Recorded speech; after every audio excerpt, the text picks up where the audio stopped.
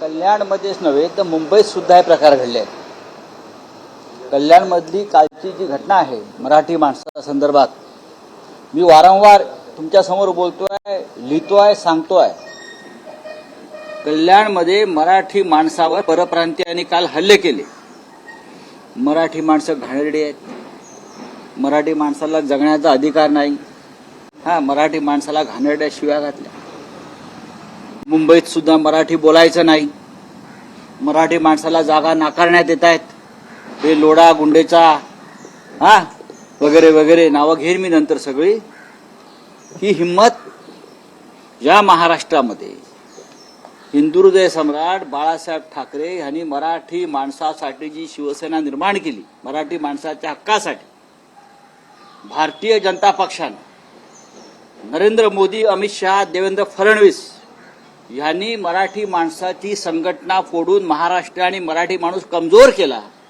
ते यासाठीच की इथे मराठी माणसाला दुय्यम दर्जाची वागणूक मिळावी, मराठी माणसाची लढण्याची ताकद नष्ट व्हावी आणि ही मुंबई आणि आजूबाजूचा परिसर हा अडाणी, लोढा, गुंडेचा बरं का आणि सगळे इतर मराठी बिल्डर व्यापाऱ्यांच्या घशात घालावा यासाठी नरेंद्र मोदी, अमित शहा, देवेंद्र फडणवीस आणि त्यांचे सगळा गोतावळा, व्यापारी गोतावळा, त्यांनी मराठी माणसाला कमजोर केलाय।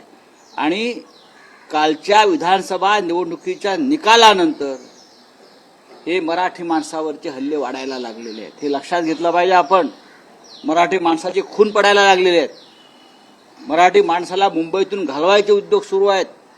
ठाणे, कल्याण, डोंबिवलीतून सुद्धा मराठी माणसाने राहू नये अशा प्रकारचं वातावरण निर्माण केलं। याचं कारण शिवसेना तोडली, शिवसेना कमजोर केली। पण स्वतःला जे शिवसेना म्हणून जे समजतायत, नरेंद्र मोदी आणि अमित शहाने ज्यांच्या हातामध्ये शिवसेना आणि चिन्ह दिलं, ते नामर्द लोक जे आहेत सरकारमध्ये बसलेले, शिवसेना म्हणून नामर्द लोक आहेत, त्यांना कालच्या कल्याणमधल्या घटनेची वेदना टोचते आहे का?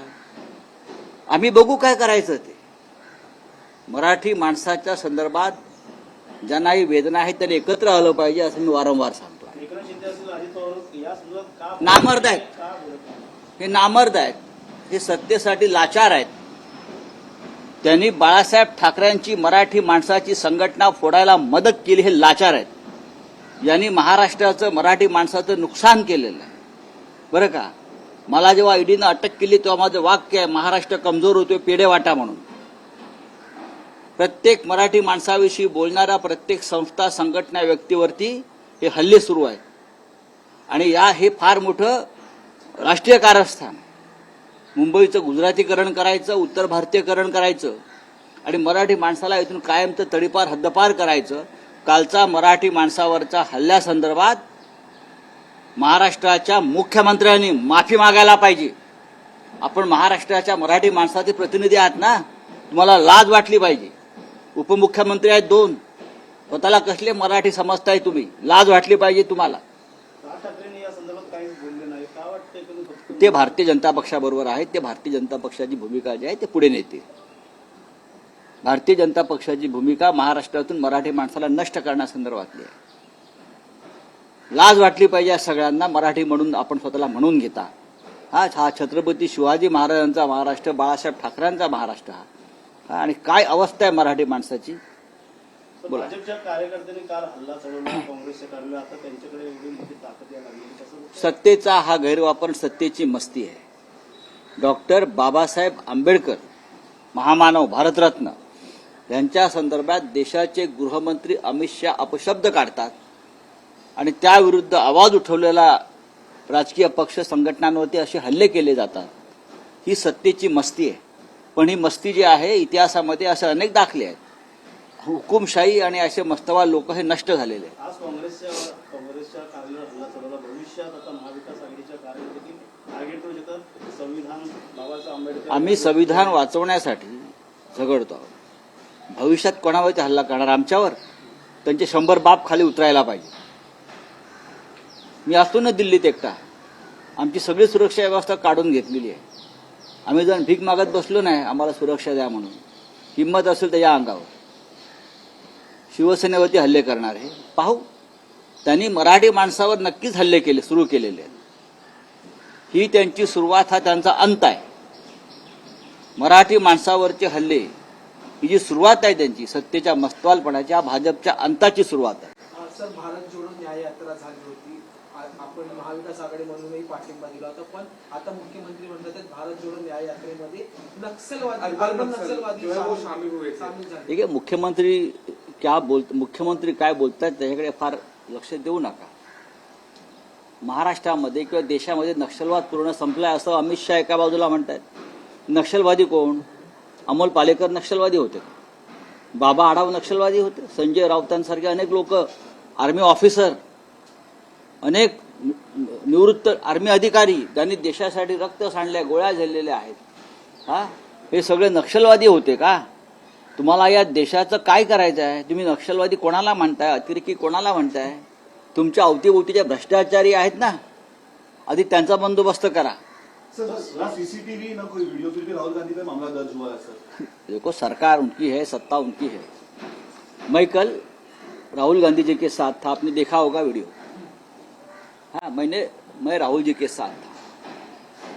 बाद में हम पार्लियामेंट चले गए, राहुल गांधी वहां मौजूद नहीं थे, हम लोग सब अंदर चले गए. राहुल जी थे, प्रियंका जी थी, सभी कांग्रेस के थे और इंडिया ग्रुप के सभी लोग थे वहां. हम जा रहे थे. मैं ये जो मिस्टर सारंगी है और राजपूत है उनको पहचानता हूँ. सारंगी का बैकग्राउंड आप एक बार देख लीजिए. ऐसे नौटंकी करने में ये लोग नंबर 1 है. उनको ड्रामा थिएटर का पुरस्कार मिलना चाहिए, अवार्ड मिलना चाहिए. नाटक कंपनी का ये लोगों को, ये नाट्यशाला है. भारतीय जनता पार्टी ये नाट्यशाला है. हमारे मराठी में बोलता है नटरंगी नार. हाँ, ये नटरंगी नार है, ये नाट्यशाला है. उनका नाटक बंद होगा. अजित पवार पर सवाल उठा रहे थे, घोटाले के आरोप लगा रहे थे. कल वही देवेंद्र फडणवीस ने कहा है कि Ajit Pawar permanent deputy CM रहे, लेकिन वो एक दिन सीएम बनेंगे. नहीं, प्रधानमंत्री भी बन सकते हैं. अगर देवेंद्र फडणवीस चाहते हैं एक दिन वो सीएम बनेंगे तो शायद वो प्रधानमंत्री भी बन सकते हैं. प्रधानमंत्री बनेंगे, क्या क्या बन सकते हैं. और एकनाथ शिंदे भी बनेंगे. फिर आप क्या करोगे? आपको भी तो प्रधानमंत्री बनना है ना, देवेंद्र जी को. सर, मोहन भागवतांनी मोठं वक्तव्य केलेलं आहे, भाजपचे कान टोचलेले आहेत. राम मंदिर बांधणं म्हणजे बघा, भागवतांच्या कान टोचण्याला काय अर्थ नाही. कान टोचणं, कानाला भोकं पाडणं, याच लोकांनी भाजपला सत्तेवरती आणलं, हे लक्षात घ्या. देशाचं नुकसान करणारं, महाराष्ट्राचं नुकसान करणारं काम हे RSSने केलं आहे, म्हणून मराठी माणसावर मुंबईत हल्ले होत आहेत. तेव्हा भागवतांच्या कान टोचण्याकडे फार लक्ष देऊ नका. ज्यांच्यावर तुम्ही भ्रष्टाचाराचे आरोप केले संघानं आणि ज्यांच्यामुळे आम्ही पराभूत झालो लोकसभेला, असा अजित पवारांवरती आपण आरोप केला, त्या अजित पवारांना तुम्ही बौद्धिकाला बोलवता. हा, बौद्धिक घ्यायला बोलवता त्यांचे लोक, आणि त्यांचा प्रचार केला तुम्ही विधानसभेत. फार लक्ष देऊ नका. सर, मुंबई कांग्रेस ऑफिस में हमला हुआ है, क्या उसका समर्थन मुख्यमंत्री करने वाले हैं क्या? एक पॉलिटिकल पार्टी, एक राष्ट्रीय पार्टी है कांग्रेस, जिस पार्टी ने देश के स्वतंत्रता संग्राम में सबसे बड़ा योगदान दिया है. बीजेपी का योगदान नहीं है, RSS का कोई योगदान नहीं है, कांग्रेस का योगदान है स्वतंत्रता संग्राम में. ऐसे पार्टी के मुंबई के कार्यालय में जिस तरह से भाजपा के गुंडे कल हड़कंप मचा रहे थे, हल्ला बोल कर रहे थे, क्या इस राज्य के मुख्यमंत्री उसका समर्थन करने जा रहे? शर्म आनी चाहिए. सर, मसाजोगचे जे सरपंच संतोष देशमुख त्यांचा अहवाल समोर आला, 56 गंभीर दुखापत. त्यांचा अत्यंत गंभीर गोष्ट आहे. आणि जितेंद्र आव्हाड, आमदार सुरेश धस हे जे मागणी करतायत की मुख्य आरोपीला अटक करा, ते अद्याप का अटक होत नाही. आणि मुख्य आरोपीला पाठीशी घालणारे त्याचे जे बाहुबली आहेत ते देवेंद्र फडणवीस यांच्याबरोबर मंत्रिमंडळात मांडीला मांडी लावून बसलेले. हे महाराष्ट्रावर राज्य करणार आणि हे महाराष्ट्राला शाणपणा देणार. चला, थँक्यू. हे सरकार आल्यापासून आतापर्यंत 20 जणांचा दुर्दैवी मृत्यू झालेला आहे. दुर्दैवी मृत्यूने हत्या झालेल्या आहेत. हे काल बोटीचा अपघात झाला वगैरे सोडा, हे अपक्ष कोणी सरकार. पण महाराष्ट्रात जिल्ह्यात गावागावामध्ये हल्ले, हत्या, दरोडे यांना ऊत आलेला आहे. काल मराठी माणसाची कल्याणमध्ये हत्याच होणार होती, ते वाचले. मुंबईमध्ये ठिकठिकाणी मराठी माणसांवर हल्ले करण्याची कारस्थानं रचली जात आहेत. आमचं लक्ष आहे, आमच्याकडे माहिती येते. कल्याणमध्ये सुरुवात लक्षात घ्या. सर यही सवाल हिंदी में जानना समोर आलेले चाहेंगे आहेत आणि हाँ, बोलिए सर यही सवाल हिंदी में जानना चाहेंगे सर क्या? कल्याण मध्ये सर कल्याण में जो है एक मराठी फैमिली कल्याण में देखिए मुंबई है, कल्याण भी मुंबई का हिस्सा है. कल्याण हो, डोंबिवली हो, अमरनाथ हो, ये जो लोग आते हैं बाहर से, हम उनको स्वीकार करते हैं.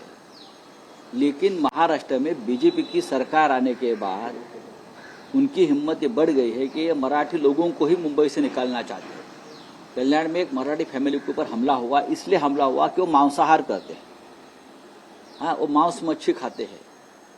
अगर मांस मच्छी खाते हैं तो उसमें क्या गुनाह है क्या? हम क्षत्रिय लोग हैं, मराठी लोग हैं, हम तो खाएंगे. हम देश की रक्षा करने वाले लोग हैं, तो दाल रोटी खाकर रक्षा करेंगे देश की. आप तो भगोड़े हो सब लोग, आप रणछोड़ दास हो, तो आप हमारे पे हाथ उठाएंगे तो हाथ काट कर फेंक देंगे. राष्ट्रपति बयान दिया है इसके ऊपर सर ने